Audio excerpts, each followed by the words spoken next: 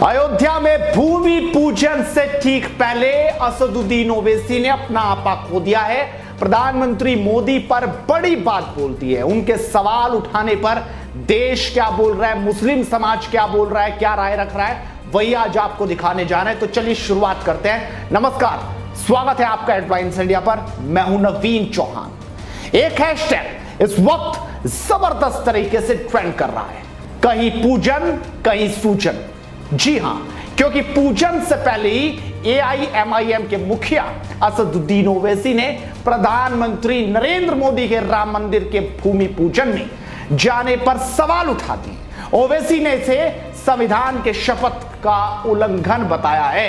ओवैसी ने कहा कि बेहतर होगा कि PM शिलान्यास कार्यक्रम में शिरकत ना करें। यानी वो अपनी सलाह ये दे रहे हैं कि प्रधानमंत्री वहां जाने से पहले ही मना कर दें। भूमि पूजन के कार्यक्रम में PM के शिरकत करने से देश की जनता में यह संदेश जाएगा कि वो एक फेथ को मानते हैं। आखिर ओवैसी ने क्या कहा ट्वीट कर, जरा एक बार उनके ट्वीट पर नजर डालते हैं। उन्होंने कहा, प्रधानमंत्री का भूमि पूजन में शामिल होना उनके संवैधानिक पद की शपथ का उल्लंघन हो सकता है।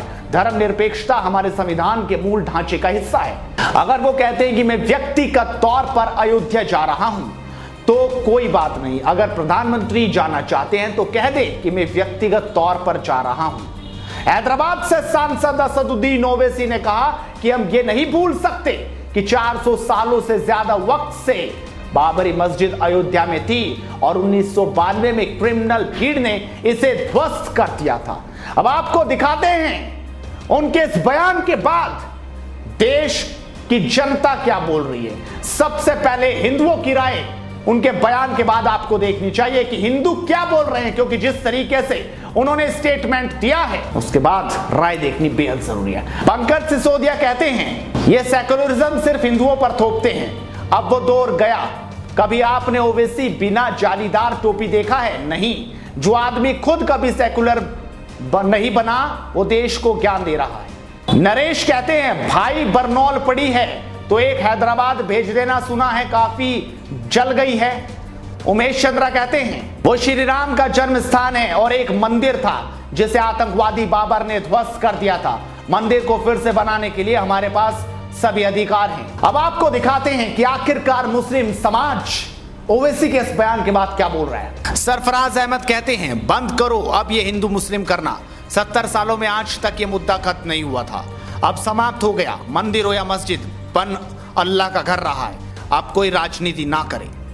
इरफान कहते हैं अल्लाह के घर पर तो राजनीति बंद करो, अपने आप को मुसलमानों का मसीहा बनाने की कोशिश ना करो।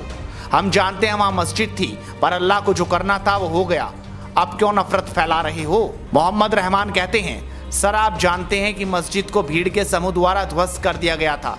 जब सर्वोच्च न्यायालय सबूत मांग रहा था तो आप क्यों नहीं गए। अब क्या बोलना, कोई फायदा नहीं आपके रोने का। तो देखा आपने आखिरकार जनता क्या बोल रही है ओवैसी के बयान पर, उनकी क्या राय आई है।